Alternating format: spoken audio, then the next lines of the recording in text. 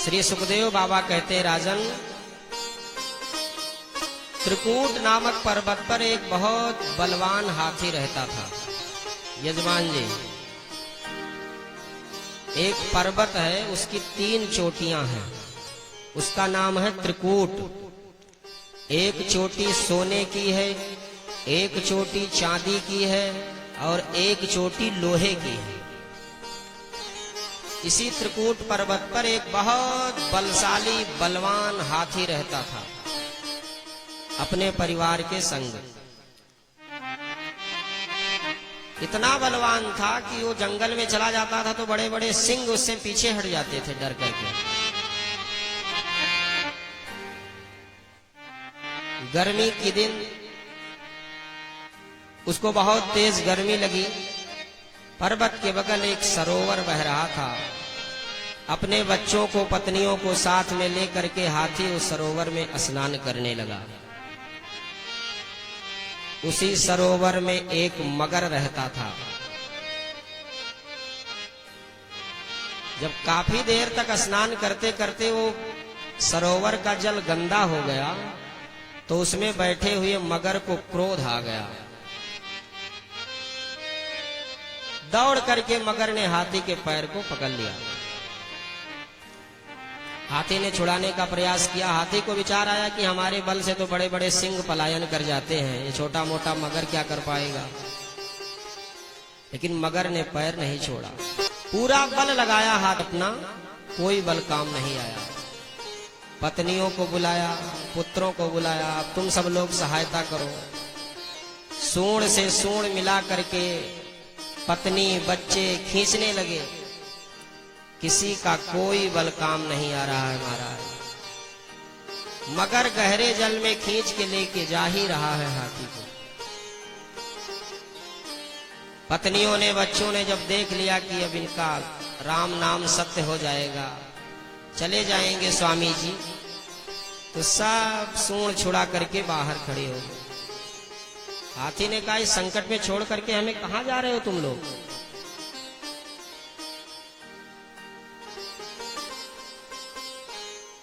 फिर बुलाया, कोई नहीं बचाने के लिए आया। आज हाथी को लगा कि ये सब के सब अपने स्वार्थ से हमसे जुड़े हुए थे। परिवार वाले सब मतलबी हैं। जब तक हमारे शरीर में बल था, हम कमा कमा करके, इकट्ठा करके, ला ला करके इनको खिला पिला रहे थे। तब तक ये हमें अपना मान रहे थे। देखो आज हमारे ऊपर विपत्ति आई, दुख आया तो सब छोड़ करके जा रहे हैं। यही स्थिति हम लोगों की भी है। हम सब के सब गज हैं और ये संसार एक सरोवर है। हम सब के पैर को उसी मगर ने पकड़ रखा है जिस मगर ने हाथी के पैर को पकड़ा था। उसका नाम है काल। काल रूपी मगर हमको पकड़ करके खींचते हुए ले जा रहा है। नित्य निरंतर हम लोग दुख भोगते हैं, कष्ट भोगते हैं, लेकिन परमात्मा को याद नहीं करते, भगवान का भजन नहीं करते हैं। हमें लगता है कि शायद हमारे परिवार वाले हमको बचा लेंगे, शायद डॉक्टर साहब हमको बचा लेंगे, नेताजी बचा लेंगे, विधायक जी बचा लेंगे, सांसद जी बचा लेंगे, लेकिन कोई बचाने नहीं आता है। बचाता कौन है? परमात्मा बचाता है। आज हाथी को वैराग्य हो गया। जब हाथी ने देख लिया कि अब कोई सहायता करने नहीं आएगा, हाथी ने परम ब्रह्म परमात्मा को पुकारा, जो सारे संसार के कारण हैं, प्रत्येक जीवों को जो जन्म देते हैं, पालन करते हैं, उनका संहार कर देते हैं, ऐसे कारणभूत परमात्मा का हम ध्यान करते हैं, वो हमारी सहायता करें। नाम किसी का नहीं लिया। जब किसी का नाम ही नहीं लिया तो कौन दौड़े बचाने के लिए। ओम नमो भगवते तस्मै यत एतच्चिदात्मकं पुरुषायादि बीजाय परेशाय विधीमहि। बड़ी सुंदर स्तुति किया, लेकिन नाम किसी का नहीं लिया। भोले बाबा नंदिया पे बैठ करके थोड़ी दूर चले कि चलो चल करके हाथी को बचावें। आधी दूर भोले बाबा आए, वापस लौट गए कि जो हमारा नाम ले ही नहीं रहा है तो हम क्यों जाएंगे। ब्रह्मा जी आए, कुछ दूर ब्रह्मा जी भी वापस लौट गए। और यहाँ मगर गहरे जल में खींच के ले ही जा रहा है हाथी को। परम ब्रह्म परमात्मा भगवान श्री हरि ने कहा कि जब किसी का नाम नहीं ले रहा है तो समझो हमें बुला रहा है।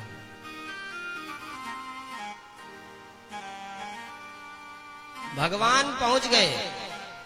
जब इसने देखा कि परमात्मा श्री हरि आ रहे हैं, तब मुंह से हरि कहने जा रहा था। हा मुंह से निकला, री नहीं निकल पाया कि इतने में भगवान ने चक्र सुदर्शन से मगर के गले को काट दिया। अपने भक्त हाथी की भगवान ने रक्षा की, हाथी का उद्धार किया, साथ ही साथ मगर का भी उद्धार किया। जब मगर से मुक्त हो गया हाथी, तब भगवान की स्तुति 28 श्लोकों में इसने किया। इसको गजेंद्र मोक्ष स्तुति कहते हैं। किसी के ऊपर प्राण संकट हो, बहुत बड़ा संकट किसी के ऊपर हो, ऐसा लग रहा हो कि उनकी तबीयत बहुत ज्यादा खराब है, जीवित नहीं बचेंगे, ब्राह्मण को बुला करके इसी गजेंद्र मोक्ष स्तुति का पाठ करवा दीजिए। बड़ी सिद्ध स्तुति है, बहुत लाभ होगा, पूर्णता वो स्वस्थ हो जाएंगे।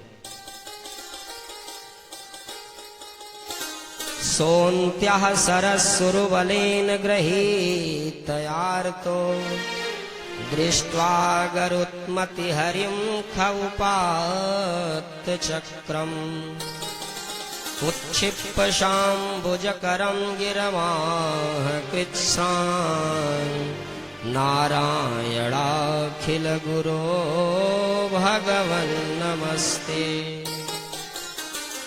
भगवान ने ग्राह का भी उद्धार किया, हाथी का भी उद्धार किया। श्री सुखदेव बाबा कहते हैं, परीक्षित, ये ग्राह और गज दोनों पूर्व जन्म के शापित थे। कहां श्राप लगा था महाराज? तो ये जो ग्राह था मगर, ये पूर्व जन्म में हूहू नाम का गंधर्व था।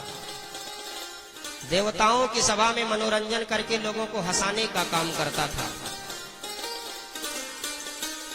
एक बार देवल नाम के एक महात्मा एक नदी में स्नान कर रहे थे कि इसको मनोरंजन सूझा,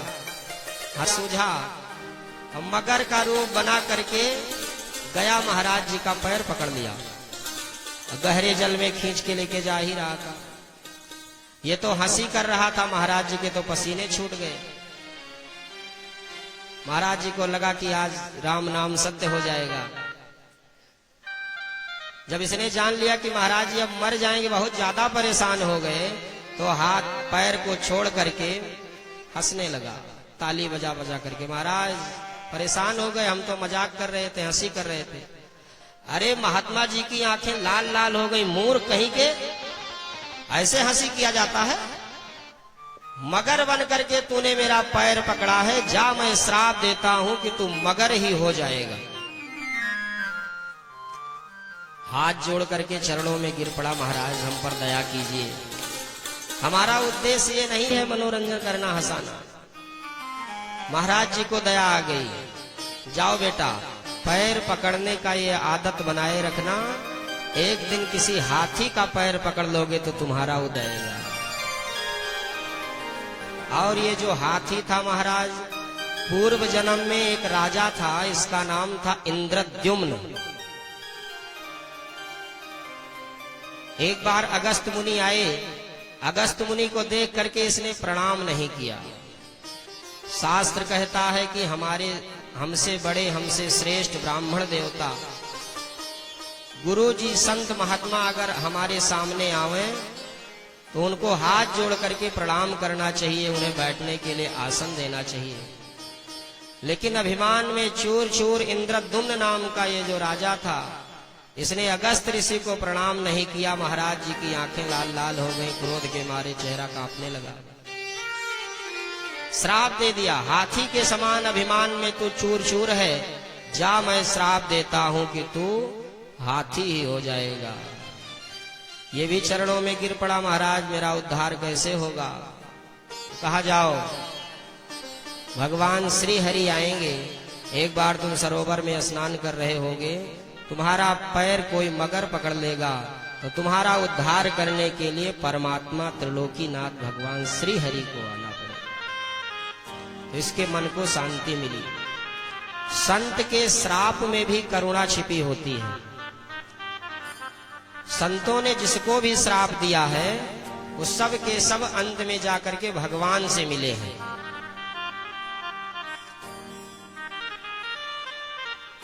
जय विजय नाम के पार्षदों को सनत कुमारों ने श्राप दे दिया, 3 जन्मों के लिए तुम राक्षस होकर के धरती पे जाओगे। और तीनों जन्मों में भगवान मिले कि नहीं मिले? एक जन्म में हिरण्यकश्यप और हिरण्याक्ष बन करके वही दोनों आए द्वारपाल। एक को भगवान ने वाराह रूप धारण करके और दूसरे को नरसिंह रूप धारण करके उद्धार किया। दूसरे जन्म में वही रावण और कुंभकर्ण बन करके आए तो भगवान श्री राम ने उनका उद्धार किया। तीसरे जन्म में वही शिशुपाल और दंतवक्त्र बन करके आए तो भगवान श्री कृष्ण कन्हैया उनका उद्धार करने के लिए आते हैं। जिनके जन्म की कथा हम लोग आगे सुने। संत अगर किसी को श्राप भी देते हैं तो उसे अंत में भगवान से मिला करके उसकी मुक्ति करा देते हैं। गजग्राह के इस प्रसंग को हमारी माताएं बड़े भाव और प्रेम के साथ गाती हैं। अरे जल डूबत गजराज उबार्यो, जल डूबत गजराज उबार्यो, तू तो गज के फंद छोड़ायो, तू है हम जानत है। तू तो गज के फंद छोड़ायो, तू है हम जानत है। तू तो गज के फंद छोड़ायो, तू है हम जानत है। तू गज के फंद छोड़ायो, तो है हम जानत है। जल डूबत गजराज उबार्यो, जल डूबत गजराज उबार्यो, तू तो गज के फंद छोड़ायो, तू है हम जानत है। तू तो गज के फंद छोड़ायो, तो है हम जानत है। तू तो 3 लोक के नाथ, तू है हम जानत है। तो 3 लोक के नाथ, तो है हम जानत है।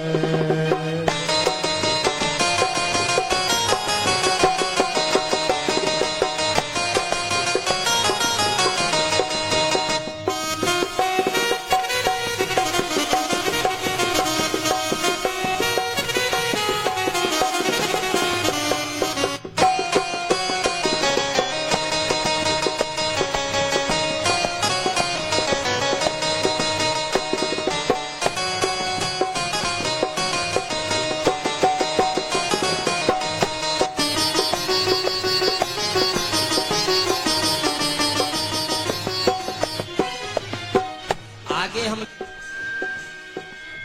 दुई पग मात्र लोक का नाप्यो, दुई पग मात्र लोक का नाप्यो, दुई पग मात्र लोक का नाप्यो, दुई पग मात्र लोक का नाप्यो।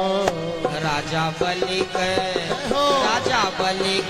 मान बढ़ायो, तो है हम जानत है। ओ राजा बलि के मान बढ़ायो, तो है हम जानत है। तू तो 3 लोक के ठाकुर, तू है हम जानत है। तू तो 3 लोक के नाथ, तो है हम जानत है।